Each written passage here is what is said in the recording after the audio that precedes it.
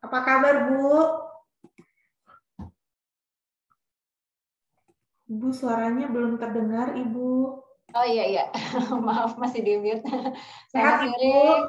Sore, Ibu. Assalamualaikum warahmatullahi wabarakatuh. Waalaikumsalam warahmatullahi wabarakatuh. Gimana nih? Apa bisa dimulai? Ini kita tunggu dari ini ya, Bu, yang Mbak Elsie-nya nih, Mbak Mira atau Mbak Ai ya? Apakah acaranya udah bisa kita mulai? Atau pembukaan dari Pak Budi, apa jadi? Atau gimana? Enggak, Uni langsung dari Uni aja. Oh, ini udah bisa dimulai ya? Silakan Uni. Oke, baik. Assalamualaikum warahmatullahi wabarakatuh. Assalamualaikum warahmatullahi wabarakatuh. Selamat siang menuju sore. Apa kabar Bapak Ibu sekalian?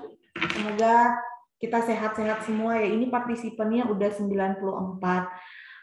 Pada hari ini tepatnya di tanggal 21 Desember 2021, sekiranya kita dalam kondisi sehat memanjatkan puji dan syukur kehadirat Allah Subhanahu wa taala karena atas rahmatnya kita bisa dipertemukan dalam acara online ini yaitu COP The Bridge yang tentunya sangat bermanfaat buat kita semua. COP ini dengan tema bagaimana hidup sehat dengan protokol kesehatan di masa pandemi. Untuk memulai acara, karena memang saya dibilang suka pantun, jadi saya akan bikin pantun dulu buat kita semua supaya biar semangat ya. Sore hari makan kelapa, rasanya enak bikin tertawa. Kita LPS punya acara istimewa COP The Bridge dengan tema yang luar biasa. Ayo dong dibilang cakepnya. Cakep. Baik, Ibu. Jadi topik COP ini sebetulnya sangat relate ya, Ibu, dengan kita semua gitu. Karena untuk memahami bagaimana hidup sehat di masa pandemik dengan prokes itu juga menjadi satu hal yang jujur saja saya sendiri juga suka bingung gitu. Rasanya ingin hati pergi ke mall gitu, mau staycation kemana, liburan kemana, tetapi kita memang sangat khawatir dengan kondisi pandemik ini. Nah, mungkin kita juga perlu mengetahui bagaimana menyikapi kondisi ini agar kita bisa tetap menjaga prokesnya dengan baik. Sebentar ya Ibu, biasa nih. Baiklah, tips-tips menarik ini tentu akan disampaikan oleh narasumber kita, yaitu Dr. Rahmi Safitri, MKK SPO. Nah, tak kenal maka tak sayang, mungkin saya akan memperkenalkan Ibu dokter kita satu ini. Beliau bekerja atau sebagai dokter kesehatan di PT Panasonic Manufaktur Indonesia dan juga mempunyai pengalaman di beberapa tempat seperti di PT Glaxo Wellcome Indonesia, spesialis di kedokteran okupasi Rumah Sakit Universitas Indonesia. Dan tentunya Ibu adalah lulusan dari Universitas Indonesia, Fakultas Kedokteran. Mungkin untuk tidak berlama-lama Ibu, waktu dan tempat kami persilakan kepada Ibu Dr. Rahmi Safitri. Terima kasih. Baik, terima kasih Ibu Widya atas waktu dan kesempatannya. Sebentar saya izin share screen dulu.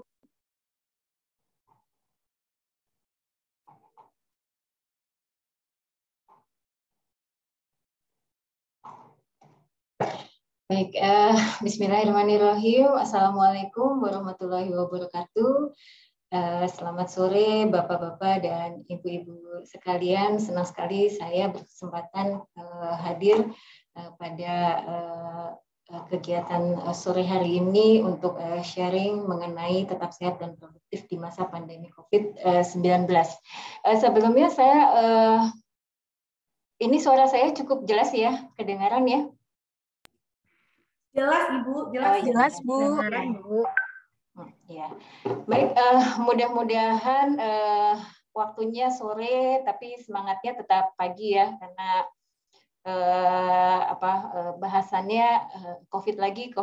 Mudah-mudahan tidak membosankan ya, malah justru menjadi lebih penasaran ada apa sih di balik COVID gitu ya. Baik, kita langsung masuk ya. Sebelumnya saya mengucapkan selamat kepada Bapak-Bapak dan Ibu-Ibu sekalian di sini yang kalau kita bicara tentang zona kematangan, insya Allah kita semua sudah berada di zona belajar ya. Jadi kalau di pandemi COVID itu kita mengibaratkan sebenarnya kita keluar dari zona nyaman. Sebelum terjadi pandemi, kita tanpa pembatasan beraktivitas apapun, baik itu sosial maupun pekerjaan dan sebagainya, pendidikan dan sebagainya, kita tanpa ada ketakutan-ketakutan. Tetapi kita pada akhirnya mau tidak mau, siap tidak siap, dibawa keluar dari zona nyaman kita karena pandemi ini, sehingga kita masuk ke dalam zona ketakutan. Mungkin masih ingat ya waktu di awal-awal pandemi ya, kita sudah berjalan hampir 2 tahun ya. Di awal-awal pandemi itu bagaimana kita penuh dengan ketakutan, baik kita sebagai pribadi, baik kita dalam lingkungan keluarga, dalam lingkungan kebermasyarakatan, bahkan dalam lingkungan bernegara ya. Kita masuk ke dalam aturan istilahnya lockdown gitu ya. Kita nggak boleh kemana-mana, tiba-tiba kita dihentikan dari aktivitas pekerjaan, harus di rumah, entah bagaimana pekerjaan harus selesai, tapi kita dibatasi banyak hal. Demikian juga yang sekolah dan sebagainya. Kita masuk ke zona ketakutan. Kita mudah marah, kita mudah komplain, rasanya semua di luar kita itu salah, gitu ya. Padahal semua sudah berusaha untuk bertahan menghadapi pandemi ini di masa-masa awal. Tentunya ini karena kita belum tahu ini bendanya apa, gitu ya. Virus ini apa yang membuat berbeda, gitu. Bagaimana pencegahannya, bagaimana kita kalau kita sudah sakit harus seperti apa, itu kita benar-benar masih meraba-raba ya. Tapi dengan berjalannya waktu, kita mungkin ada sebagian di antara kita yang akhirnya dapat jatah kena gitu ya, kena COVID gitu, atau keluarganya ada yang terkena, atau mungkin ada kemalangan juga yang terjadi. Akhirnya kita yang mampu bertahan di sini adalah yang mampu keluar dari zona ketakutan ya. Dan kita semua bersama sampai di sini, termasuk di acara kegiatan ini. Sebentar ya.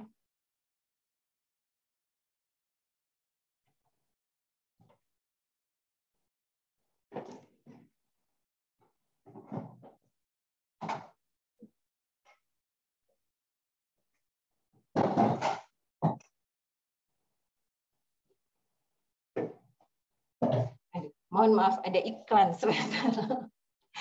Ya, jadi kita yang berhasil keluar dari zona ketakutan ini akhirnya masuk kepada zona belajar. Salah satunya adalah kegiatan di sore hari ini, di mana kita untuk mencari tahu seperti apa gitu. Apalagi sekarang kan muncul varian-varian baru gitu ya. Kemudian apa kita akan sampai pada ketakutan-ketakutan saja, atau bagaimanapun kita harus berjalan gitu ya, life must goes on gitu ya, harus berjalan. Apa yang harus kita lakukan? Jadi kita sudah mencapai di zona belajar. Mudah-mudahan kita akan melewati zona ini dan sampai di zona berkembang ya. Ketika kita selesai dengan diri kita sendiri, informasi sudah cukup, kemampuan kita mengatasi rasa cemas, rasa takut kita sudah bisa gitu ya. Dan kita berarah kepada aktivitas yang membantu orang lain. Karena apa yang kita lakukan di sini, saya harapkan tidak hanya cukup sampai di sini, di ruangan ini, gitu. Tetapi kita semua punya keluarga, kita semua punya teman, ya, kita semua punya lingkungan yang apa yang kita dapatkan pada pembelajaran kita bisa kita sampaikan pada orang-orang di sekitar kita, sehingga bagaimana kita menghadapi pandemi ini secara bersama-sama akan membuat kita survive ya menghadapi pandemi ini. Kalau kita melihat perkembangan pandemi COVID di Indonesia ya, yang kita mulai dari bulan Maret tahun lalu, kita sudah hampir 2 tahun, di mana pandemi ini mempunyai efek pada kehidupan kita ya, sosialisasi kita, ekonomi, pendidikan, ibadah, dan apapun itu, cukup membuat kita merasa harus bagaimana kita untuk bisa keluar dari kondisi seperti ini. Apalagi varian virus ini selalu ada yang baru. Kita berusaha menemukan pengobatan untuk jenis varian ini, kemudian muncul lagi varian baru yang mungkin belum bisa terdeteksi oleh alat-alat deteksi yang sudah kita miliki, atau obat-obatan yang sudah ditemukan di awal-awal pandemi ternyata tidak cukup kuat untuk bisa menangani varian-varian yang selalu berubah. Ya. Kemudian apalagi kita semua juga sama-sama tahu varian terakhir Omicron sudah sampai di Indonesia beberapa hari yang lalu. Ya. Kalau kita lihat di grafik di sini ya, kita lihat ada 2 puncak ya. Puncak yang pertama ini mungkin puncak bukit ya, di bulan Januari ini kita hadapi pada Januari 2021 ya, kita menghadapi puncak pertama ya. Kemudian menurun, dan tidak lama sesudah itu pada bulan Juli kita masuk ke dalam puncak kedua. Di mana waktu menuju puncak pertama ini cukup landai, tetapi di puncak kedua ini cukup signifikan naiknya. Ya, ini berkaitan dengan varian Delta yang disinyalir mudah sangat infeksius. Ya. Kasusnya pada saat itu mencapai 1,2 juta dengan kasus aktif. Kasus aktif itu adalah total kasus dikurangi yang sembuh dan yang meninggal itu sekitar 500-an. Kita bandingkan di bulan Desember, menurunnya sangat tajam ya. Jadi kalau kita lihat garis yang warna ungu, jumlah spesimen yang diperiksa itu dari mulai awal sampai akhir 2021 ini makin banyak spesimen yang diperiksa. Tetapi kita bandingkan dengan kasus yang terkonfirmasi, yang merah ini, sangat sedikit. Ya, artinya positivity rate atau jumlah yang positif terhadap jumlah yang diperiksa itu sangat kecil. Ya. Pertanyaannya adalah, apakah berarti pandemi ini sudah berakhir? Atau apakah kita sudah bisa bebas dari prokes, protokol kesehatan? Ya. Amankah kita beraktivitas sehari-hari seperti semula? Ya. Baik, saya seperti tadi yang sudah diperkenalkan, Dr. Rami Sawitri dari Rumah Sakit Universitas Indonesia sebagai dokter spesialis kedokteran okupasi. Pada sore hari ini akan mencoba sharing, menggambarkan mengenai bagaimana kondisi pandemi di Indonesia dan bagaimana kita tetap bisa menjalani kehidupan sehari-hari selama pandemi. Bagaimana kita bisa hidup sehat dan bagaimana kita bisa produktif di masa pandemi ini. Yang saya harapkan dari pertemuan kali ini, kita semua bisa mengetahui bagaimana dampak pandemi bagi kesehatan dan bagaimana kita menjaga kesehatan selama masa pandemi dan bagaimana tetap produktif selama masa pandemi. Mudah-mudahan apa yang disampaikan pada sore hari ini bisa dipahami, bisa dijalankan, dan bisa ditularkan pada orang-orang di sekitar kita. Sebelum masuk ke materi yang lebih lanjut, mungkin karena ini yang sedang sedang banyak dibicarakan, saya ingin menjelaskan sedikit tentang Omicron. Jadi ini sebenarnya kalau kita mau katakan ini apakah suatu jenis yang berbeda? Iya, mungkin secara genetiknya memang berbeda. Tetapi secara efek boleh dikatakan ini dengan informasi yang kita dapatkan saat ini ya, artinya informasi tentang virus ini akan terus berkembang. Artinya sampai saat ini saya sampaikan bahwa Omicron ini tidak terlalu berbeda dengan Delta dari segi menularnya. Artinya dia sangat menular dibandingkan dengan virus SARS yang original, yang awalnya. Ya, ini yang perlu digarisbawahi adalah lebih mudah menularnya, supaya kita bisa tahu kita harus apa nanti ya menghadapi virus ini. Dan kemudian karena kita sekarang sudah banyak yang divaksin ya, kalau di Indonesia untuk vaksin pertama kita sudah sampai 70% lebih ya capaiannya, kemudian vaksin keduanya sudah mencapai 50%, maka efek infeksi Omikron tidak terlalu terlihat beratnya ya dibandingkan waktu ketika Delta mulai mengenai, karena waktu itu vaksinnya masih capaiannya belum banyak ya. Jadi vaksin di sini pada sebagian orang memang memampukan mereka untuk bertahan dari infeksi virus ya vaksin. Tapi sebagian besar infeksi virus itu tetap terjadi, namun gejalanya tidak seberat dari orang yang tidak divaksin. Ya, sehingga orang-orang yang terinfeksi Omikron ini dapat yang mengenai orang yang sudah divaksin ini, dia bisa mengenai orang lain, bisa menularkan virus kepada orang lain, padahal orangnya sendiri tidak bergejala. Sama seperti kasus temuan yang pertama di Indonesia, mereka terdeteksi karena pemeriksaan rutin, bukan karena ada keluhan. Bukan karena tracing, karena ada yang terkena di sekitarnya, bukan. Tapi karena pemeriksaan rutin. Secara gejala mereka tidak ada. Bayangkan jika tidak dilakukan pemeriksaan rutin, mereka sudah bergaul dengan sekitarnya dan bisa menular. Ya, jadi vaksinasi ini lebih untuk mencegah gejala sakit memberat atau terjadinya perawatan dan bahkan kematian. Untuk regimen pengobatannya masih diteliti, sementara ini mudah-mudahan kasusnya cukup sampai di yang kita temukan pertama kali, dan kemudian pada pemeriksaan berikutnya sudah negatif, sehingga kita tidak perlu menggunakan regimen pengobatan yang lain-lain. Ya.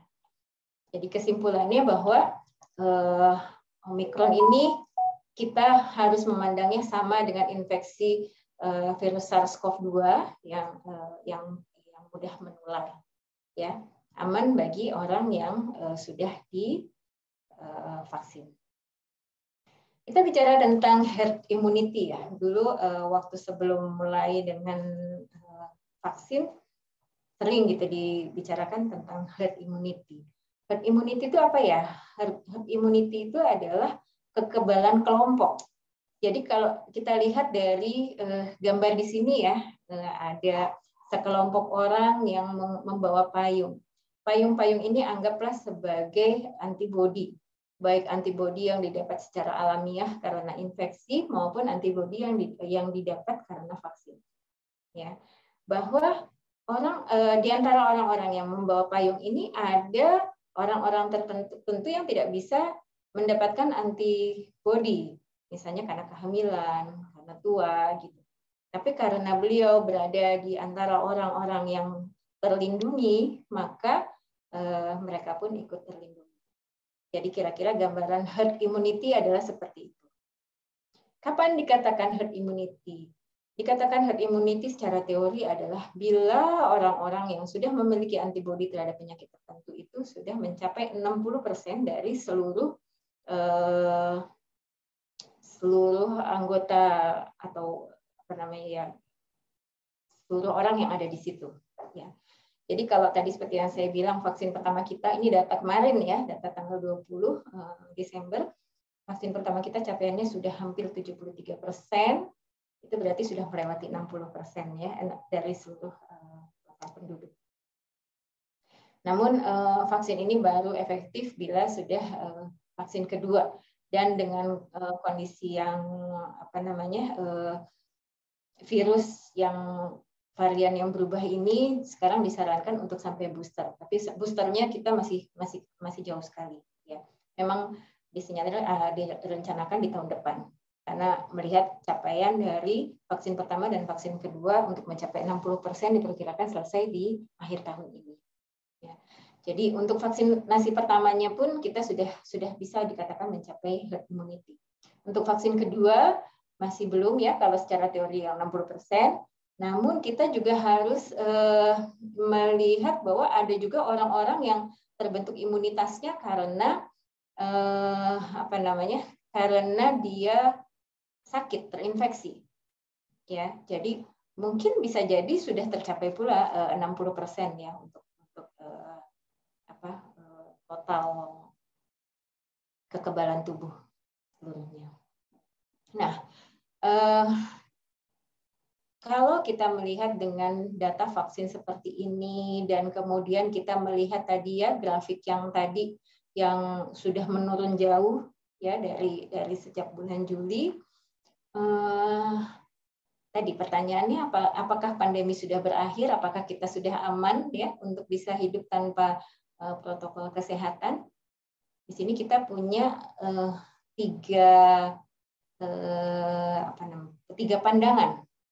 Tiga pandangan tentang kondisi seperti ini. Jadi secara teori, kalau positivity rate itu adalah yang seperti tadi yang saya sudah jelaskan, kalau ada sejumlah spesimen yang diperiksa, kemudian ada sekian yang positif, kalau sudah sekitar 3%, maka boleh dikatakan pandemi ini sudah terkendali atau risiko penularannya rendah. Dari sekian ribu, sekian juta yang diperiksa, ternyata hanya sekian orang yang positif, kan berarti otomatis lebih banyak yang sehatnya gitu ya. Berarti itu dianggap sebagai rendah. Di Indonesia sendiri sekarang positivity rate-nya 0,11 jauh kan ya dari 3% itu sebenarnya kita boleh dibilang aman sekali ya. Di Jakarta pun 0,5%. Ya, sudah boleh dikatakan. Jadi ini adalah pandangan yang sangat positif thinking. Ya, oh berarti kita sudah aman dong, gitu ya. Kita sudah bisa beraktivitas seperti biasa. Namun ada pandangan lain yang dikatakan sebagai adanya fenomena yoyo. Ya, jadi ketika positivity rate-nya sudah turun, kemudian kita mulai abai, mulai ya artinya yang 3% itu bisa aja menjadi penular dan yang tertular tadi pun bisa menjadi sumber penularan lagi sehingga terjadi fenomena yoyo. Kita akan masuk lagi ke dalam puncak yang ketiga mungkin. Ya. Kemudian pandangan yang ketiga terkait dengan herd immunity dan vaksinasi ini adalah bahwa dengan vaksinasi ini mungkin kasusnya meningkat. Positivity rate-nya mungkin meningkat. Tetapi tingkat keparahan atau kematiannya tidak naik signifikan. Itu yang tadi dikatakan bahwa itulah kenapa kita perlu vaksin. Pertama, kita bisa membentuk herd immunity, kita bisa melindungi orang-orang yang tidak bisa divaksin. Kemudian yang kedua, kita bisa, kalaupun kita terkena, maka keparahan dan kematiannya tidak meningkat. Ya, kita ingatkan ya waktu bulan Juli ya, bagaimana obat-obatan sangat susah dicari, mau dibayar berapapun juga susah ya, harga begitu meningkat, oksigen susah didapatkan, pertolongan ke rumah sakit pun susah sehingga orang-orang terpaksa harus isolasi mandiri padahal seharusnya di bawah pengawasan medis ya, sehingga tingkat keparahan penyakit dan kematiannya menjadi cukup tinggi. Ya. Jadi walaupun kita sudah divaksin, walaupun terlihat angka di grafiknya sudah sangat turun, kita tetap harus hati-hati karena potensi untuk dengan segala informasi tentang virus ini sendiri, tentang vaksin, efektivitas vaksinnya sendiri yang kita belum lengkap, kita harus tetap berhati-hati. Ya. Tadi apa yang kita harapkan dari pertemuan ini, yang pertama adalah apa yang efek kesehatan apa yang bisa didapat dari pandemi COVID-19. Tentunya yang pertama adalah kesakitan ya, kesakitan COVID, kemudian kematian dan kecacatan, khususnya pada pasien-pasien yang dengan komorbid. Komorbid itu adalah penyakit-penyakit kronis yang menyebabkan seseorang menjadi rentan terhadap penyakit-penyakit lainnya. Gitu, ya. Kemudian yang kedua, karena adanya pandemi ini kita dipaksa untuk berada di rumah, ya, kita akan ada perubahan irama sirkadian. Irama sirkadian itu adalah irama tubuh, kapan kita bangun, kapan kita beraktivitas, kapan kita merasa tiba-tiba menjadi lapar, kapan kita menjadi ngantuk yang membutuhkan istirahat, itu adalah irama sirkadian, irama tubuh yang kita nggak perlu pakai pakai alarm gitu, udah punya alarm sendiri ya, tubuh. Karena kita misalnya pagi-pagi kalau yang sekolah, kalau yang kerja itu udah harus siap-siap berangkat, apalagi pertimbangan macet segala macam, kita jam 6 sudah jalan, tiba-tiba kita bisa bangun lebih siang, ya jam 8 atau jam 9 kita baru mulai off kamera, gitu ya. Mungkin kalau yang on kamera ya, mungkin yang sebelum-sebelumnya nggak apa-apa lah, belum mandi, nggak apa-apa lah sambil makan kita rapat karena kita nggak kelihatan ya. Nah, itu menyebabkan ada perubahan. Kemudian karena tidak berbatas waktu dan tidak berbatas ruang, akhirnya jadwal rapat, jadwal diskusi itu melebihi dari waktu kita bekerja. Yang misalnya jam 5 sudah selesai, jam 4 kita sudah siap-siap pulang. Ini habis maghrib kita masih ada rapat. Kadang-kadang weekend kita tetap ada pekerjaan gitu. Akhirnya semua berubah, ya. Padahal perubahan irama sirkadian ini mempengaruhi hormon-hormon yang penting untuk menjaga kesehatan tubuh kita. Kemudian yang selanjutnya adalah pola hidup sedentari. Sedentari itu pola hidup yang inactivity, yang kurang gerak, ya. Karena kita lebih banyak di di depan komputer gitu, kita akan lebih banyak posisi yang statis, diam gitu ya. Kemudian jarak geraknya dari kamar ke dapur atau dari kamar ke toilet gitu ya. Jadi pendek-pendek gitu, dibandingkan kalau pada saat kita sebelum pandemi. Ya, sehingga kalori yang dibuang menjadi lebih sedikit ya. Karena kita banyak hidup sedentari, ngemilnya biasanya lebih banyak, ya, sehingga asupan kalorinya juga makin meningkat. Jadi energi yang dikeluarkan semakin rendah, tapi asupannya semakin banyak. Kemudian ditambah tadi perubahan pola hormon ya, karena irama sirkadian berubah. Akhirnya ini menimbulkan penyakit-penyakit, misalnya kegemukan, ya. Kemudian gangguan metabolisme lemak, ya, kolesterol, trigliserid, gitu ya. Kemudian juga bisa menyebabkan hipertensi, diabetes dan sebagainya, memunculkan masalah-masalah kesehatan. Mungkin tidak langsung menjadi diabetes atau hipertensi, tetapi menjadi prediabetes, ya, sudah keluar dari nilai normal, tetapi belum mencapai nilai abnormal. Tapi itu adalah sesuatu yang sudah harus menjadi warning kita, ya. Bahwa kita sudah mencapai ke kondisi kesehatan yang buruk. Ya. Di samping tadi itu faktor fisik ya, yang mempengaruhi faktor fisik, ada juga perubahan kondisi mental. Ya. Misalnya yang ringan saja adalah waktu ya, perubahan waktu yang harusnya kita istirahat menjadi tidak istirahat, yang harusnya kita bekerja tapi yang lain belum on, jadi kita belum bisa melakukan aktivitas, itu ada rasa ketidaknyamanan gitu ya, yang mungkin akan bertumpuk menjadi masalah mental, misalnya seperti depresi ya, atau kecemasan. Termasuk juga kecemasan misalnya terkait karena pekerjaannya menjadi terancam hilang misalnya, ya, kehilangan pekerjaan itu terkait dengan kondisi pandemi. Itu menyebabkan perubahan pada mental. Selanjutnya adalah penundaan pengobatan. Jadi pada orang-orang yang memang dari awal sudah punya hipertensi, punya sakit jantung, punya sakit komorbid lainnya ya, diabetes dan sebagainya, pada saat awal-awal pandemi kan sering digencarkan bahwa kalau tidak darurat nggak usah ke rumah sakit, gitu ya. Akhirnya pengobatannya menjadi tidak teratur. Jadi beginilah efek pandemi COVID-19 terhadap kesehatan baik secara fisik maupun secara mental.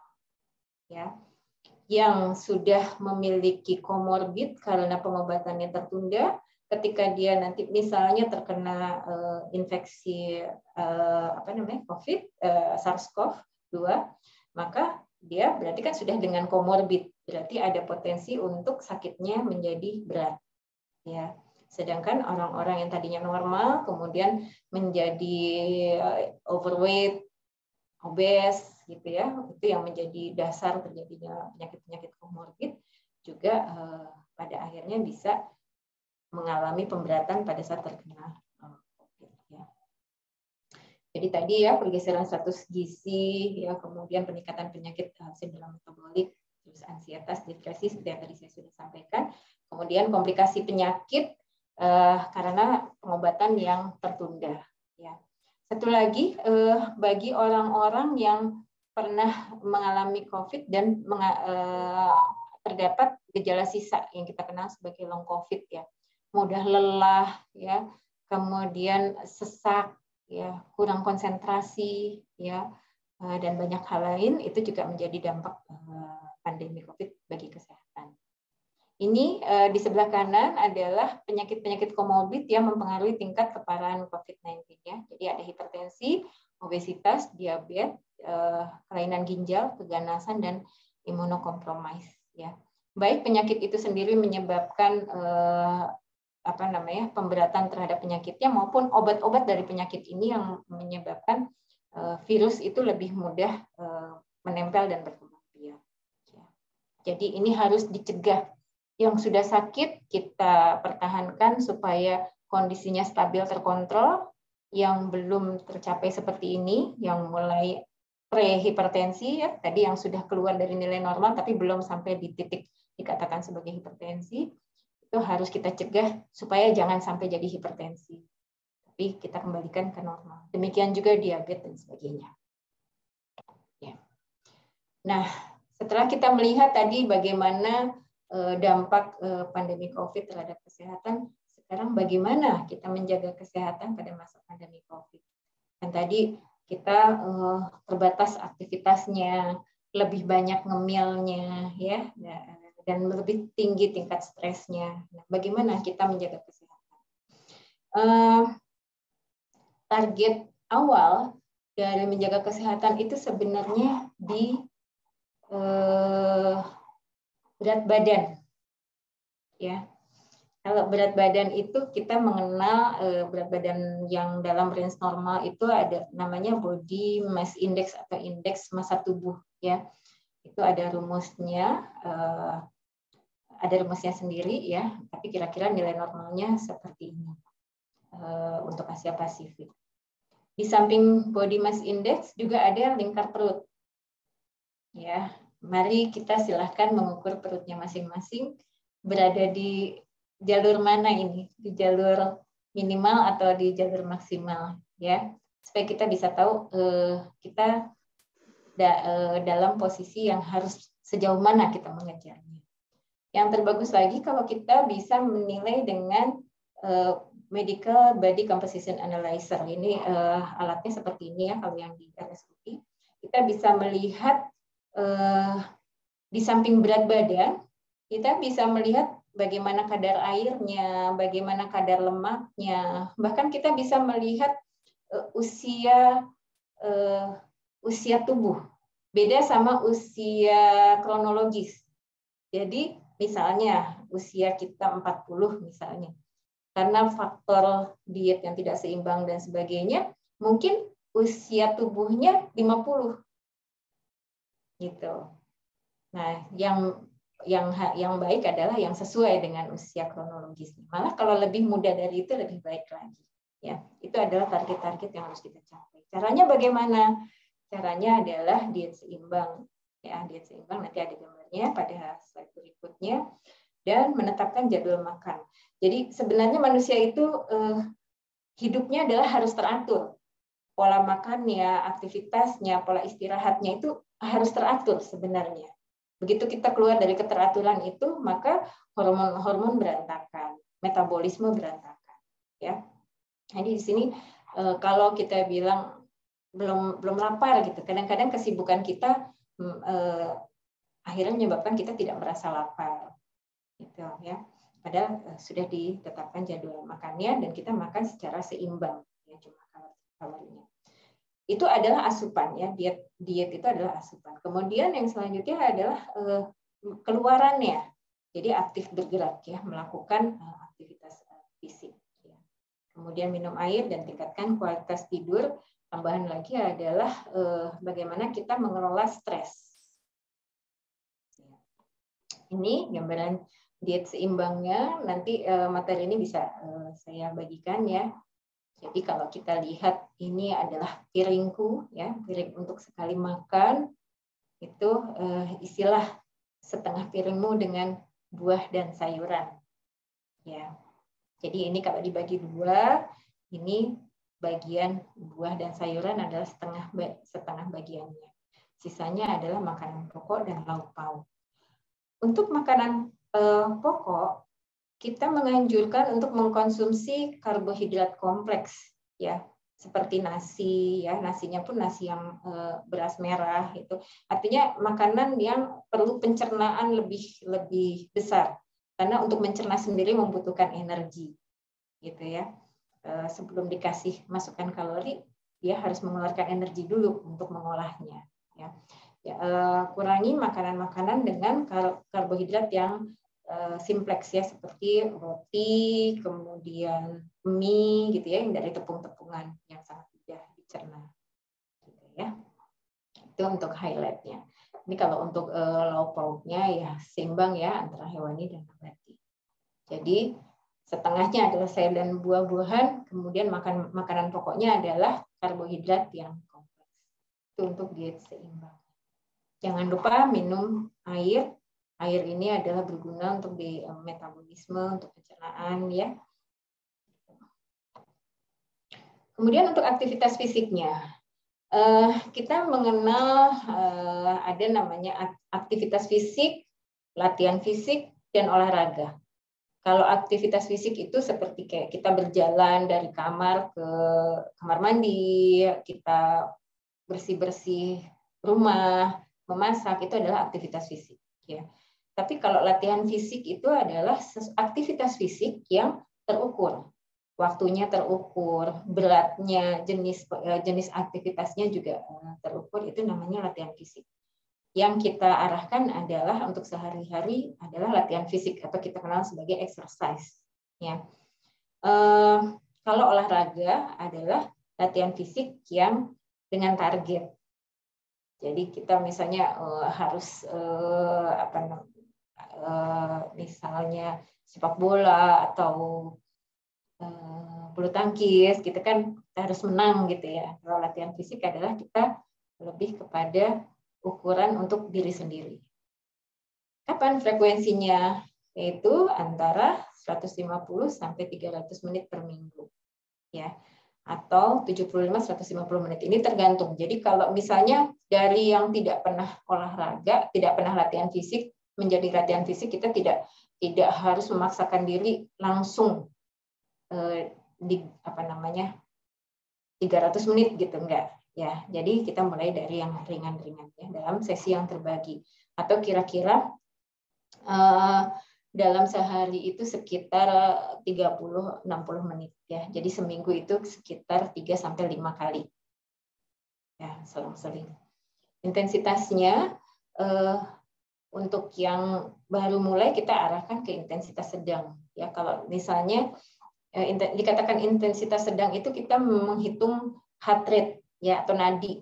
Nadi itu mungkin saya bisa dipin, kita lihat, diperiksa di ini, ya, di tangan, ya, di sejajar dengan jempol, ya, ibu jari, kita bisa hitung denyut nadinya, kita bisa rasakan denyut nadinya. Nah, denyut nadi ini dihitung per menit, ya. Biasanya kalau dalam kondisi istirahat itu sekitar 80 sampai 90 kali per menit, ya. Tapi kalau sudah mulai melakukan latihan fisik, maka dia akan meningkat bisa sampai 120, gitu ya. Nah, cara menghitung untuk aktivitas sedang itu adalah 220 dikurangi usia. Ya, misalnya usia 40, 220 dikurangi 40 berarti berapa tuh? 180 ya. 180, 50 sampai 70%-nya. Ya, berarti kalau 50% dari 180 sekitar 90 kali per menit. Gitu. Jadi begitu cara menghitungnya ya, kita mulai dari yang sedang dulu, jangan langsung yang berat. Nah, di durasinya 30 sampai 60 menit, jenisnya aerobik ya. Jadi yang apa namanya? Seperti lari, brisk walking ya, jalan atau berenang, bersepeda itu aerobik. Kemudian juga dilakukan latihan kekuatan otot. Ya, kekuatan otot itu misalnya bisa dengan barbel ya, yang beban atau misalnya dengan karet, ada yang istilahnya karet untuk olahraga ya, jadi supaya otot-otot itu bergerak melawan karet itu ya. Kemudian peregangan setiap saat. Nah, tadi kita bicara pandemi ya, pandemi dengan apa namanya, dengan berbagai pembatasan protokol kesehatan ya. Terus kapan, bagaimana kita bisa melakukan latihan fisik di saat pandemi? Ya, sebenarnya bisa dilakukan di rumah ya, di rumah, di halaman rumah ya, supaya, atau kalau di dalam rumah dibuka jendelanya di pagi hari sehingga sirkulasi udaranya tetap bagus ya, tetap. Kalau memang harus di outdoor, kita pastikan aman ya, aman artinya tidak ada orang lain di sekitarnya ya, atau jaraknya cukup jauh dengan orang lain ya. Kalau misalnya latihan fisik yang ringan-ringan, kita menggunakan masker masih nggak sesak ya. Jadi kita pertimbangkan lokasinya. Kemudian bisa sendiri atau kalau bersama dengan teman-teman atau ada orang lain di sekitar itu, memastikan tadi protokol kesehatan ya. Protokol kesehatan itu kan menggunakan masker, jaga jarak, cuci tangan. Itu yang 3M. 3M itu sebenarnya standar ya. Karena protokol kesehatan itu sekarang sudah sampai 6M. Ya, tapi sebenarnya dasar dari semua itu hanyalah 3M. Menggunakan masker, jaga jarak, dan cuci tangan. Nanti kita lihat. Ya. Nah, ini tadi untuk penggunaan masker, mempertimbangkan kenyamanan dan risiko penularan serta ketersediaan maskernya. Ya. Kalau misalnya berat intensitasnya, ya berarti kan nggak bisa pakai masker, berarti kita harus yang berjarak ya dengan orang sekitarnya atau di outdoor ya. Kemudian sesuaikan beban latihan dan kemampuan tubuh ya. Kadang-kadang juga ada beberapa yang ada masalah dengan penggunaan masker ya, misalnya dia punya asma gitu ya, kemudian ada masalah mental, ya, ketakutan dengan kondisi yang tertutup gitu ya, itu juga harus diperhatikan. Khusus olahraga yang dengan kontak fisik itu perlu penanganan khusus, mungkin perlu PCR dulu gitu ya kalau memang olahraga. Ini saya ada kasus dari pasien saya yang positif COVID, dia mengatakan saya olahraganya futsal. Oh iya, olahraganya futsal seperti apa ininya prokesnya? Saya pakai masker kok kalau mau ke lapangan. Oke. Nah, pada saat olahraganya gimana? Maskernya saya lepas, dokan terbuka gitu. Oh iya, jadi nggak rebutan bola dong ya? Gitu. Dia ketawa. Karena kalau futsal kan nggak mungkin ya nggak rebutan bola ya. Nah, pada saat berkumpul gitu, walaupun di luar, kalau posisinya dekat ya mau nggak mau akan potensi untuk terjadi penularan. Ya. Jadi perlu untuk olahraga tertentu perlu pengendalian yang khusus. Ya. Nah, tadi kan saya bicara tentang long COVID ya. Long COVID itu tadi ya, misalnya ada sesak, ada kelemahan, atau mungkin ada kelainan jantung terkait akibat karena pasca COVID, itu harus hati-hati pada saat olahraga. Jadi harus dengan di bawah pengawasan dokter. Ya, ini cukup istirahat ya. Ini ada kebutuhan waktu tidurnya. Kalau berlebihan pun tidak baik. Kita kan ngerasa sendiri ya kalau misalnya tidur kebanyakan itu bukannya tambah seger ya, malah jadi lemes, males ya, seperti itu. Jadi jangan kebanyakan. Kalau misalnya kita tidak bisa tidur, tadi kan kita bilang manusia itu pada dasarnya harus teratur, termasuk waktu istirahatnya, ya. Jadi biasanya orang-orang yang sulit tidur itu adalah orang yang tidurnya tidak teratur. Jadi kadang jam 8 sudah tidur, nanti mungkin karena ada pekerjaan atau dia keasikan nonton, misalnya baru tidur jam 1 gitu. Atau mungkin tanggung mau sholat dulu, nanti tidurnya habis subuh gitu. Nah, itu yang bikin kacau badan. Jadi kapan saya mau ngantuknya gitu. Jadi memang waktu harus diatur betul. Kemudian kalau memang sudah waktunya tidur tapi belum ngantuk, kita upayakan tenangkan pikiran. Jangan nonton TV atau menggunakan HP menjelang tidur ya, karena di situ ada gelombang elektromagnetik ya, dan juga ada sinar biru yang menyebabkan otak itu malah jadi aktif. Kan kita mau tidur ya, harus menenangkan pikiran, tapi karena kita melihat gelombang itu, maka otak malah menjadi aktif dan kita malah jadi susah tidur.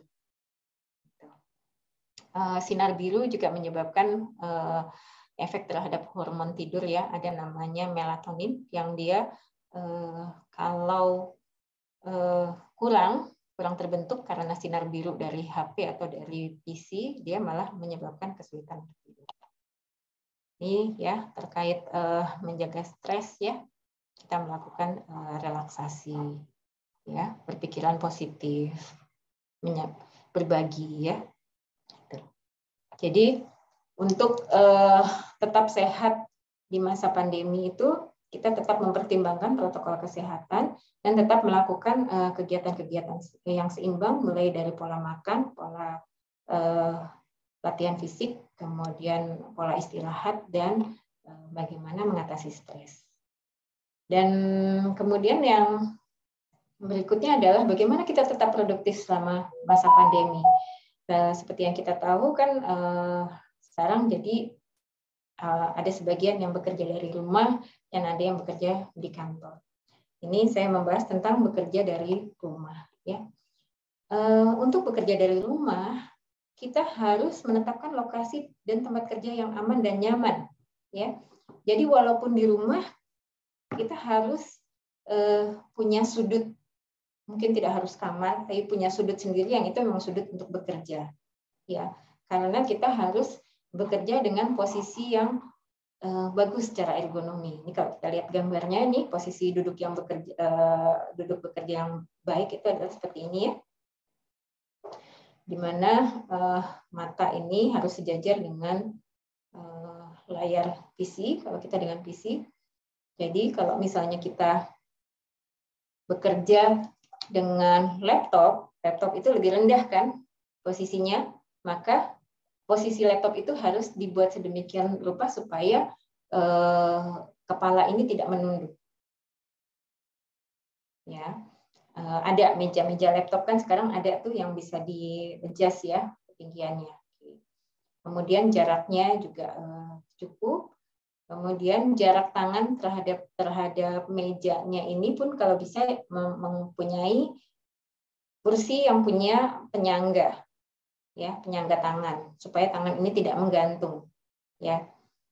Kemudian ada backrest-nya juga untuk penyangga punggung, kaki ini tidak menggantung. Ini adalah posisi yang paling bagus, ya, untuk mencegah penyakit-penyakit akibat kerja yang terkait dengan posisi statis. Ya. Jadi tetapkan lokasi dan tempat kerja yang aman. Tempat kerja yang aman itu termasuk misalnya karena kita bekerja dengan listrik ya, usahakan supaya misalnya kabel-kabel itu tidak bertebaran di lantai yang potensial untuk tersandung gitu ya. Seperti itu. Dan tetapkan waktu dan jadwal kerja maupun jadwal istirahat atau libur yang seimbang. Jadi kita harus asertif ya, menyampaikan kepada teman-teman kerja kita bahwa kita punya jam kerja seperti ini, supaya kita tahu kapan kita bekerja dan kapan kita istirahat. Karena seperti tadi, badan yang tidak diatur waktunya dia akan bingung kapan dia harus konsentrasi, kapan tidak. Dan untuk itu harus buat target harian dan fokus ya. Memang enaknya di rumah kita bisa kerja sambil masak ya, bisa kerja sambil ngurus anak ya, tapi ya itu menjadi kita menjadi tidak fokus. Kesannya kita bisa mengerjakan banyak hal, padahal waktu untuk mengerjakan satu masalah menjadi lebih panjang. Yang terbaik adalah selesaikan satu, kemudian pindah ke pekerjaan yang lain. Yang penting di sini adalah istirahat mini break. Mini break itu mungkin tiap 20 menit istirahat 3 menit gitu ya. Itu lebih baik daripada kerja 2-4 jam habis itu istirahat 2 jam. Ya, pada saat mini break itu kita bisa melakukan peregangan otot-otot leher, bahu, punggung, lengan dan tungkai. Ya. Kemudian ini untuk relaksasi mata ada istilahnya hukum 20 ya. Tiap 20 menit mengistirahatkan mata selama 20 detik dengan melihat jauh sejauh 20 kaki atau 6 meter atau dengan menutup mata. Itu namanya hukum 20. Ya. Penyakit-penyakit akibat kerja itu seringkali merupakan kumulatif. Jadi kita tidak bisa saat ini kita merasa tidak ada masalah gitu ya. Tapi nanti dikumpulin tahu-tahu kita gangguan leher, gangguan di punggung gitu ya, atau mata kita kelelahan. Ini yang terakhir terkait dengan bekerja tetap produktif selama bekerja di kantor. Kita harus mengenali bahwa kita harus tahu ada yang namanya hazard dan ada yang namanya resiko. Hazard itu adalah bahaya. Sesuatu yang kita tahu bahwa itu bahaya buat kita. Kayak COVID ya, kita tahu itu berbahaya buat kita. Kalau resiko, kita tahu itu bahaya, tapi kita masuk ke dalam bahaya itu. Jadi ketika kita misalnya dengan masalah pandemi COVID, pada saat kita berada di rumah, kita tidak terpapar dengan orang-orang yang mengalami COVID ya. Tetapi ketika kita harus ke kantor ya, ketika kita harus mulai bekerja di lapangan, maka kita mau tidak mau harus bertemu dengan bahaya itu. Itu yang kita katakan sebagai risiko. Bagaimana kita mengatasi risiko itu adalah yang harus kita bahas pada kondisi saat ini. Yuk kita lihat sebentar, mungkin di video ini sudah pernah ada yang lihat ya.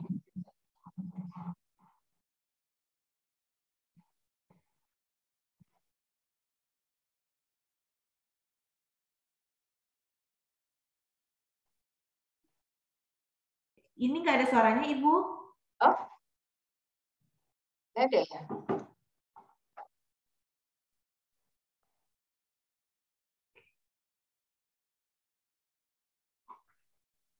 Masih nggak kedengeran suaranya?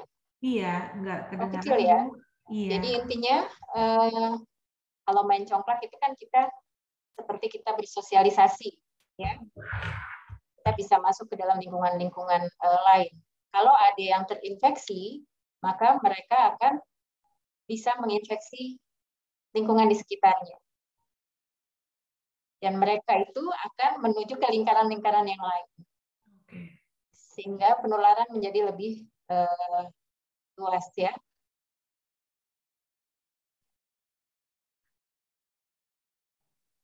Ini yang menyebabkan penularan menjadi sangat cepat ya.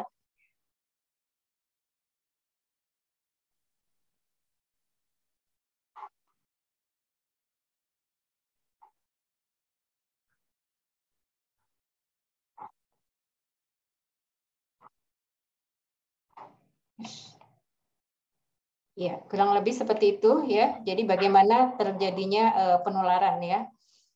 Itulah makanya dilakukan pada awal dilakukan PSBB, kemudian sekarang dengan PPKM berbagai level ya. Dan ternyata ketika level itu mulai diperkecil, muncullah yang namanya klaster-klaster, klaster kantor, klaster jemputan ya. Gitu. Ini saya mau menggambarkan yang namanya penularan melalui droplet ya. Ini ada kamera yang bisa menggambarkan bagaimana droplet itu menyebar.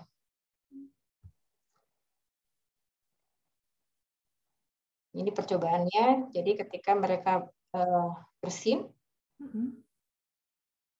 kemudian dilihat dengan kamera khusus. Ini namanya droplet ya. Oke, sepertinya bersin memang harus pakai ditutup ya Bu, atau enggak pakai masker ya? Ya. Jadi kita bisa melihat sebanyak ini yang bersin itu, ya. Dan kemudian kita bisa melihat dari sisi yang lain, dari sisi belakang bisa jauh sekali kalau bersin. Oh.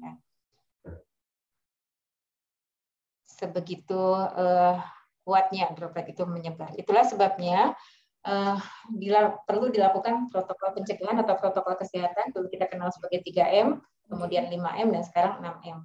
Intinya adalah 3 sebenarnya ya, untuk memakai masker, mencuci tangan, dan menjaga jarak.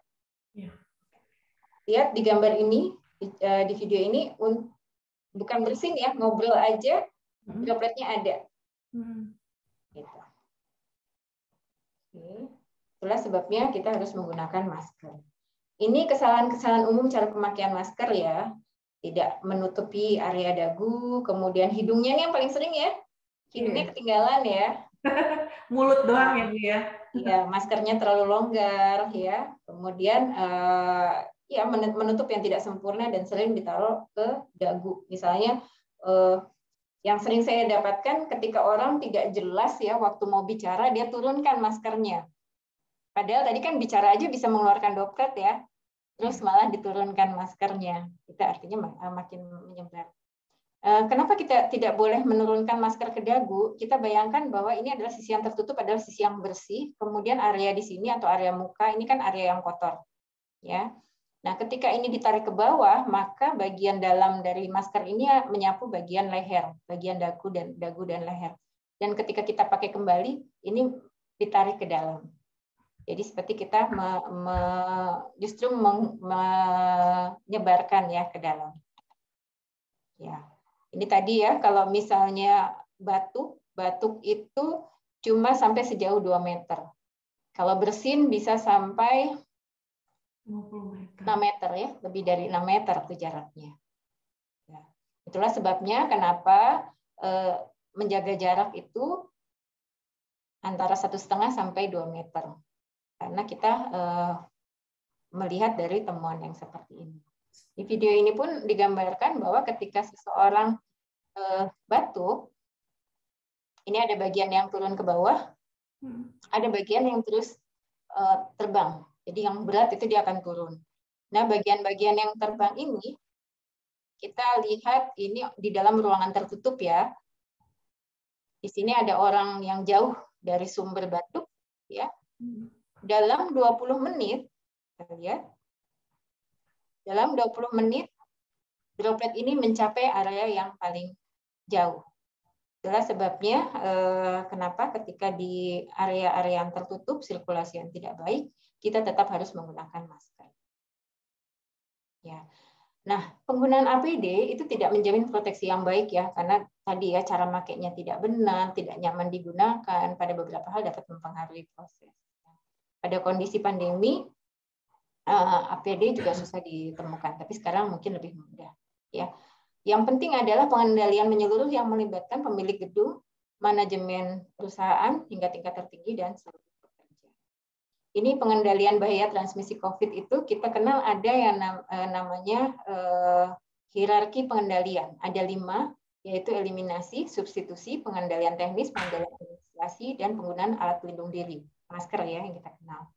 Nah, yang kalau kita lihat dari segitiga ini, pengendalian menggunakan masker itu yang paling bawah dan paling kecil. Ya, artinya ini adalah pengendalian yang paling tidak efektif. Pengendalian yang efektif adalah yang paling atas, eliminasi. Ya, dalam hal ini bagaimana kita menghilangkan potensi penularan. Misalnya pekerja yang sakit, bergejala atau kontak erat kita lakukan WFH. Kemudian dilakukan desinfeksi berkala pada meja-meja kerja, pada ruangan-ruangan, itu namanya. Kita tidak melakukan substitusi ya untuk COVID karena kita memang ingin menghilangkan virus COVID itu sendiri, bukan untuk menggantinya dengan virus lain yang lebih ringan. Tapi kita masuk ke dalam pengendalian teknis, yaitu misalnya menyediakan alat pengukur suhu ya ketika masuk ke dalam gedung ya, atau sekarang beberapa gedung sudah menggunakan peduli lindungi untuk masuk ke dalam gedung ya, untuk melihat seseorang sudah tervaksinasi. Asumsinya mereka adalah orang-orang yang lebih kuat ya, tidak rentan terhadap infeksi. Kemudian memperbaiki sirkulasi ya di setiap ruangan, terutama di mana area-area yang pekerjanya akan membuka masker, misalnya di tempat makan, kemudian di toilet ya pada saat mungkin berkumur atau berwudu misalnya, itu harus diperbaiki sirkulasinya. Kenyataannya kan yang sering justru di toilet ini adalah yang sirkulasinya paling jelek ya. Kemudian membuat barrier atau pembatas fisik antar manusia, menyediakan penanda arah alur ya supaya tidak seseorang itu tidak berkumpul dalam satu area. Jadi misalnya kita dengan PPKM level 1 75% yang boleh masuk. Nah, 75% itu jangan berkumpul di ruang rapat semuanya misalnya. Ya, atau di pantry semuanya. Itu kan maksudnya untuk supaya disebar di setiap area tempat kerjanya. Supaya terjadi jaga jarak ya. Kemudian menyediakan filter partikulat udara maupun menyediakan tempat cuci tangan. Pengendalian teknis ini merupakan pengendalian yang mahal ya. Karena ini lebih ke hard istilahnya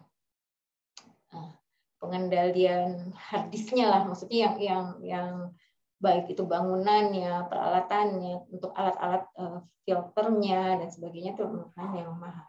Tetapi ini merupakan pengendalian yang paling efektif. Jadi ketika pengendalian teknis ini dilakukan dengan baik, maka mungkin pengendalian yang lainnya bisa dilakukan dengan lebih sederhana. Selanjutnya pengendalian administrasi seperti kewajiban untuk melakukan vaksinasi kepada seluruh pekerja, melakukan pemantauan harian mandiri, screening masuk gedung ya. Tadi kalau alatnya itu masuk ke pengendalian teknis untuk screeningnya, tapi kewajiban untuk screening itu adalah masuk pengendalian administrasi, kebijakan, aturan, SOP itu masuk dalam pengendalian administrasi. Kemudian melakukan protokol kesehatan secara benar, atur sebaran pekerja pada seluruh ruangan. Jangan sampai jumlahnya secara gedung 75%, tetapi semua berkumpul di satu ruangan yang saling dekat. Kurangi mobilisasi antar area, misalnya antar kubikel atau antar ruangan. Jadi kalau tidak terlalu perlu, komunikasinya tetap online antar satu ruangan ke ruangan lain, atau antar lantai satu dengan lantai di atasnya. Itu supaya mengurangi kontak. Ya, walaupun berada di dalam kantor, tetap kontak ini harus dikurangi. Ya. Oke, menghindari ruang sempit, ya, ramai-ramai yang berkerumun, kemudian tidak makan atau menggunakan handphone sambil bekerja, ya, karena itu berarti kan masker dibuka, ya, kemudian tidak makan bersama. Ya, ini kira-kira alurnya ya. Kalau pekerja datang ke tempat kerja, kita lakukan pengukuran suhu. Kalau suhunya normal, bisa langsung kerja.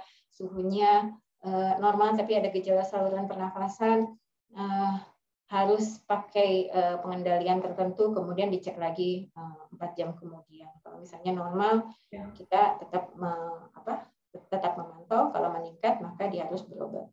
Ya. Kalau suhunya lebih dari 37,3 dan ada gejala saluran pernafasan, maka dia berobat ke klinik perusahaan atau dia pulang. Ya, kira-kira seperti itu alurnya. Ini untuk APD yang kita paling sering ya. Jadi kita lebih sering di pengendalian dengan masker ya dibanding yang lain. Ya.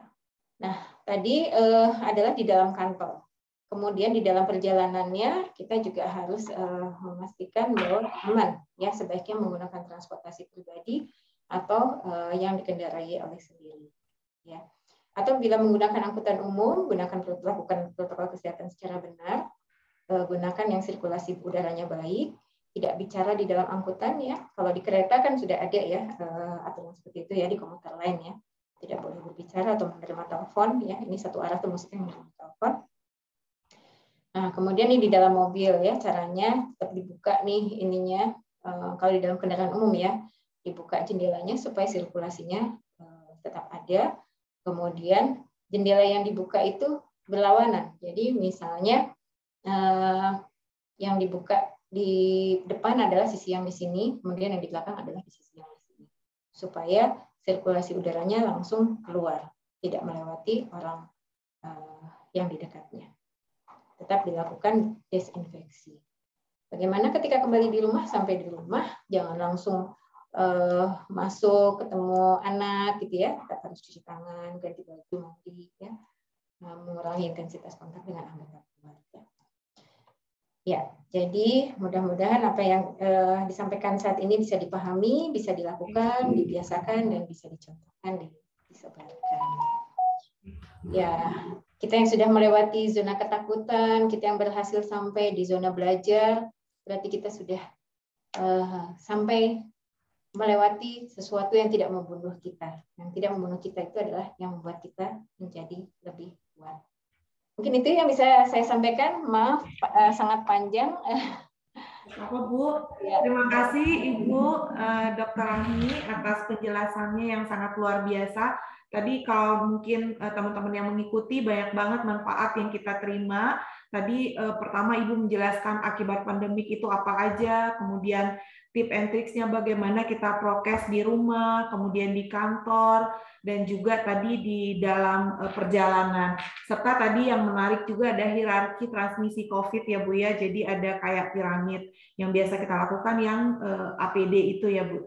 Mungkin pertanyaan dari saya, tadi ada pertanyaan satu nih Bu dari rekan-rekan, dari satu nih dari Ibu Wening. Beliau ingin menanyakan, apakah kita perlu minum suplemen, misalnya vitamin C, B kompleks, vitamin D, atau apakah harus dengan rekomendasi dokter? Kemudian pertanyaan berikutnya, kayak minum jamu itu apakah juga bagus? Mungkin itu untuk mengawali sesi tanya jawab kita sore ini, Bu. Ya, baik. Terkait vitamin maupun jamu ya. Mungkin saya jawab yang jamu dulu ya. Jamu itu mungkin apa ya, penelitiannya belum cukup untuk menyatakan bahwa ini ada efek yang baik, yang positif terhadap kesehatan kita. Namun secara turun-temurun orang dari mulut ke mulut itu disampaikan apa namanya, kegunaan dari jamu itu sendiri ya.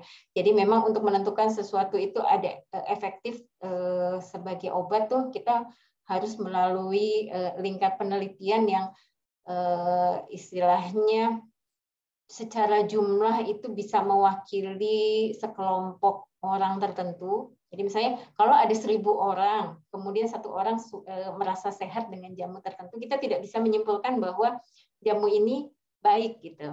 Jadi jumlahnya harus mewakili sejumlah tertentu dengan proses-proses penelitian yang dalam. Jadi kita ikuti aja ini karena merupakan warisan turun-temurun ya.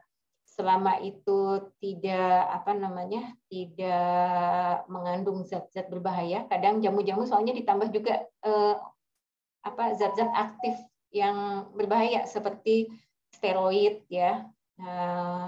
Itu selama itu pure jamu dari tumbuh-tumbuhan, saya kira boleh-boleh saja. Tapi saya nggak bisa bilang bahwa itu bagus gitu ya, karena memang penelitiannya tidak cukup untuk sampai pada kesimpulan seperti itu.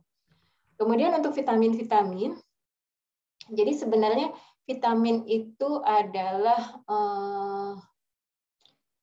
additional ya, pengobatan tambahan ya. Kalau kita sudah makan dengan gizi yang seimbang tadi ya, dengan sayuran dan buah-buahan, vitamin itu kebanyakan sumbernya dari sayuran dan buah-buahan ya. Kalau kita memakan dengan gizi yang seimbang, seharusnya kita cukup. Karena vitamin-vitamin itu, terutama vitamin-vitamin yang larut di dalam air ya, seperti vitamin C, gitu. Kalau terlalu banyak, itu akan terbuang bersama urin, bersama keringat. Gitu. Jadi kalau cukup dengan makanan, vitamin itu tidak diperlukan, tapi boleh ya, boleh dilakukan. Kemudian ada juga yang vitamin yang sebenarnya sudah ada di dalam tubuh kita, hanya kita membutuhkan sinar matahari untuk mengaktifkannya. Makanya tadi butuh olahraga, butuh latihan fisik ya, latihan fisik di tempat yang terbuka supaya kita kena sinar matahari. Jadi lakukan itu dulu yang seimbang, makan yang seimbang, olahraga yang sesuai tadi frekuensinya, outdoor lebih bagus ya. Mudah-mudahan kalau itu sudah tercukupi kita tidak membutuhkan vitamin. Ya, tapi boleh. Oke, terima kasih Ibu penjelasannya. Mungkin sebelumnya tadi saya ingin menyampaikan Bu, partisipan kita tadi tercatat 178 ibu yang mengikuti Zoom meeting. Nah, walaupun tadi absennya agak lebih ya Bu, 181. Jadi kita lagi mikir nih, 3 orang nggak ikut Zoom tapi absen. Tapi alhamdulillah luar biasa antusias dari rekan-rekan semua untuk mengikuti acara ini. Mungkin sebelum ke pertanyaan berikutnya, mungkin saya boleh nanya ya Bu ya. Silakan.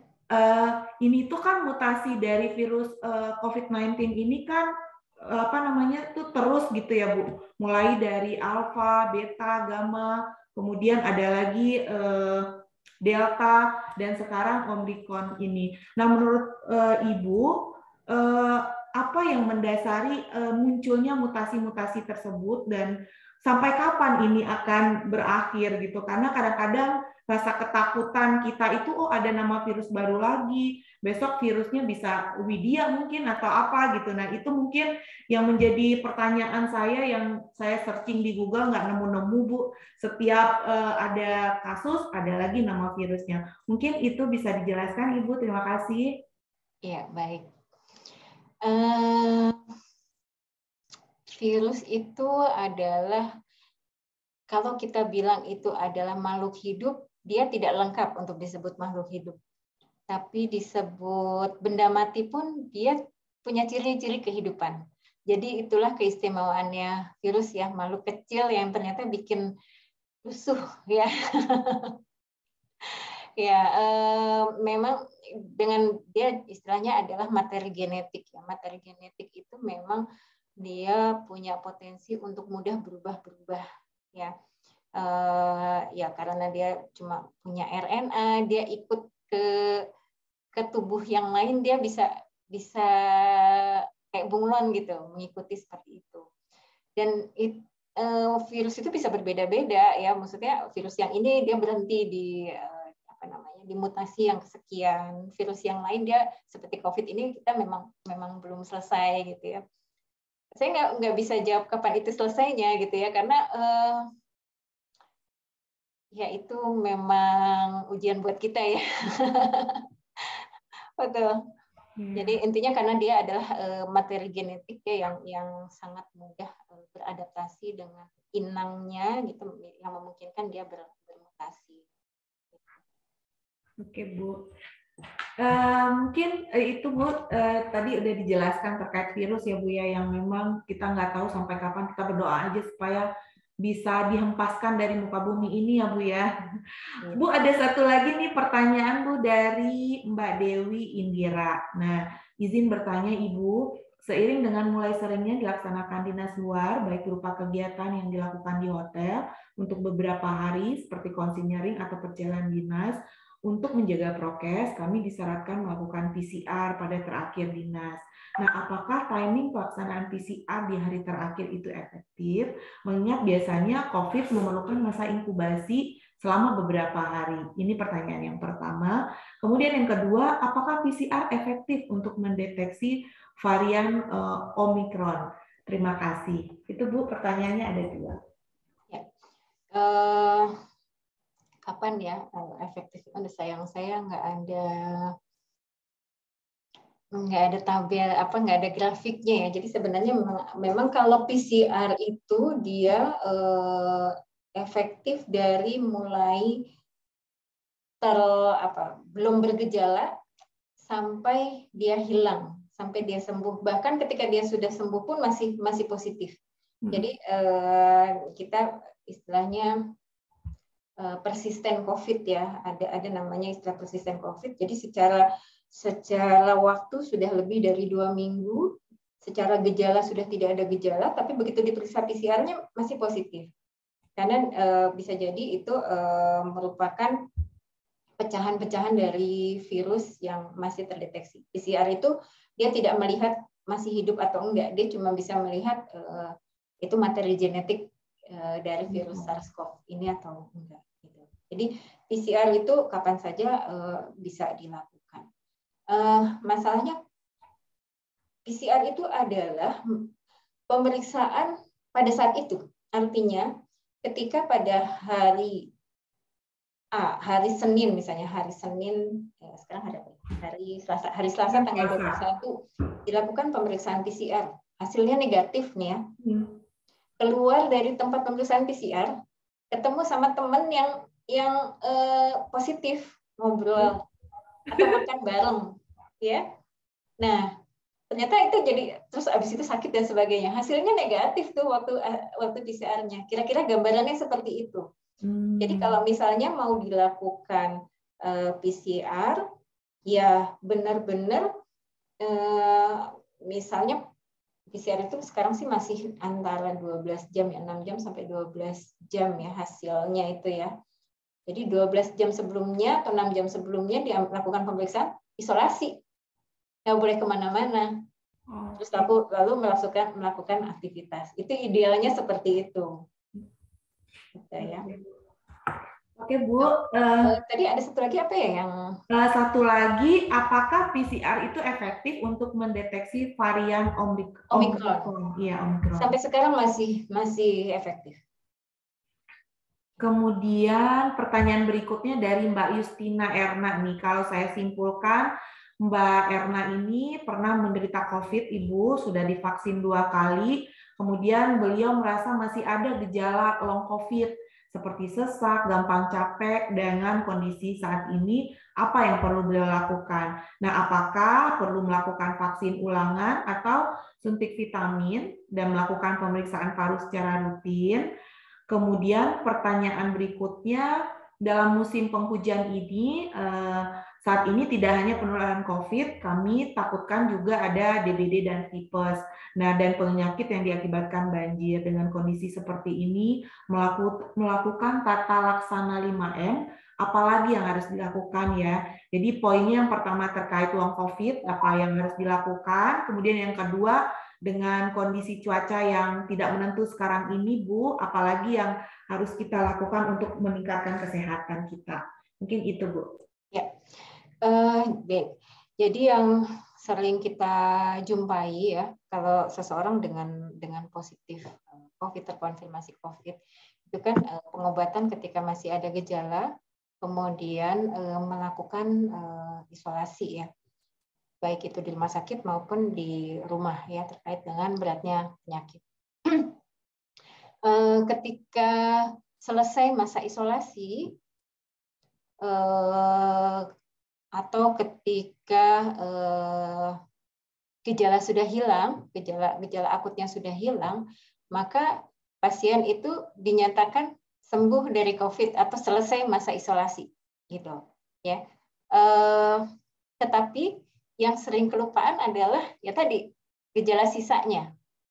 Jadi mereka sudah selesai nih pengobatan dengan antivirus, dengan vitamin dan sebagainya, tapi gejala sisanya itu mereka bingung mau kemana gitu ya.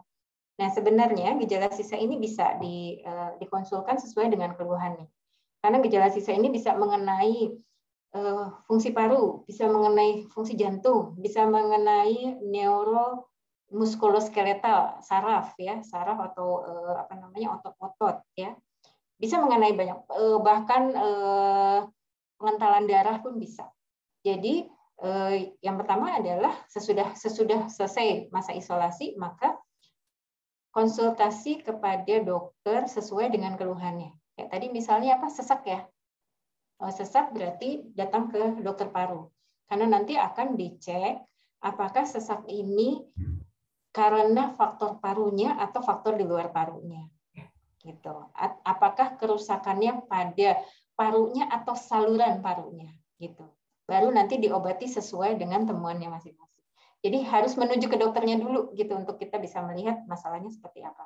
Tidak langsung harus vaksinasi ulang, gitu ya, atau minum vitamin dan sebagainya. Harus kita ketahui dulu masalahnya di mana. Oke, Bu.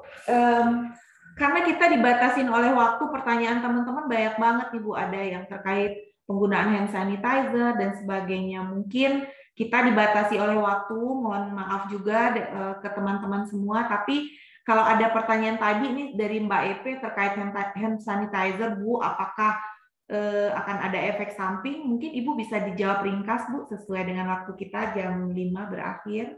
Ya, hand sanitizer itu ada yang bahannya dari mengandung alkohol ya.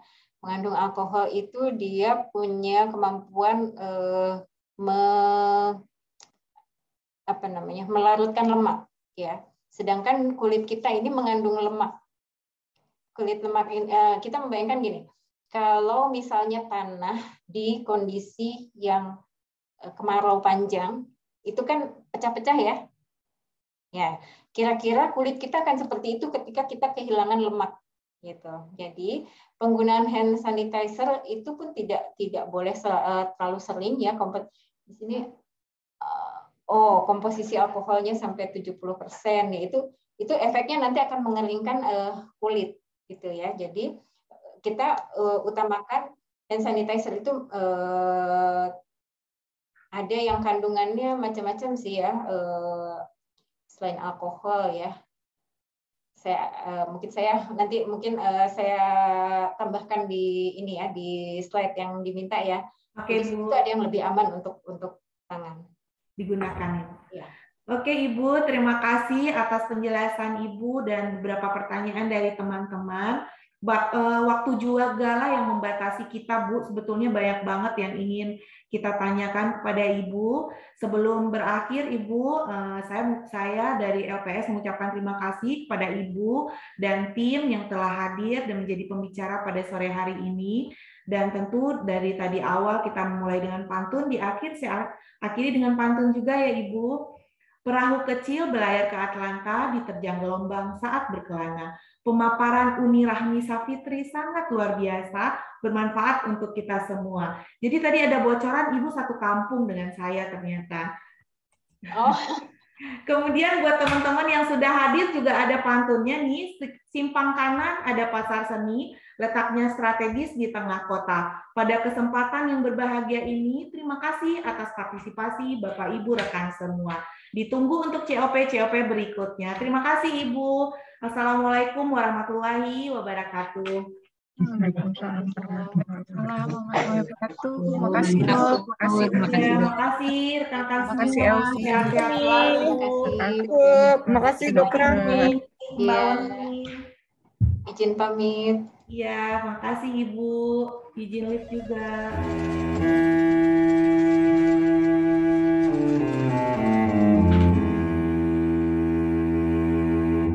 Semua dapat berubah dalam sekejap, sebab kesehatan bukanlah sebatas gagasan, melainkan sebuah unsur penting dalam meraih setiap mimpi. Rumah Sakit Universitas Indonesia selalu bergerak untuk memberikan harapan akan jutaan mimpi yang tertunda, menjadikan Anda sebagai prioritas dalam memberikan pelayanan kesehatan yang prima dan optimal. Kami, sebagai bagian dari sistem pelayanan kesehatan, selalu mengedepankan evidence-based practice untuk memutuskan semua langkah penanganan terbaik. Didukung dengan teknologi mutakhir dan tenaga kesehatan yang kompeten di bidangnya, kami berkomitmen memberikan pelayanan holistik yang berorientasi pada mutu dan keselamatan. Kami juga mencurahkan segenap hati dan usaha untuk menemani Anda dalam setiap langkah pemulihan.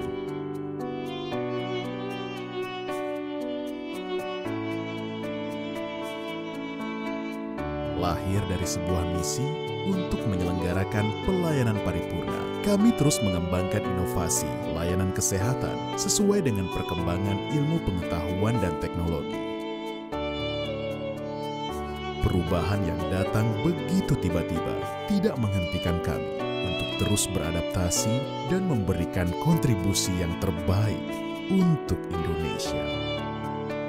Pelayanan inovatif terus kami tumbuh kembangkan dalam menuju era tatanan kehidupan normal baru. Kami akan terus memberikan harapan akan kehidupan yang lebih baik dan mendukung setiap asamu hari ini dan esok hari. Kami percaya kita perlu bergerak bersama, saling berpegangan guna menciptakan harapan bagi masyarakat. Harapan bagi Indonesia. RSUI, we provide outstanding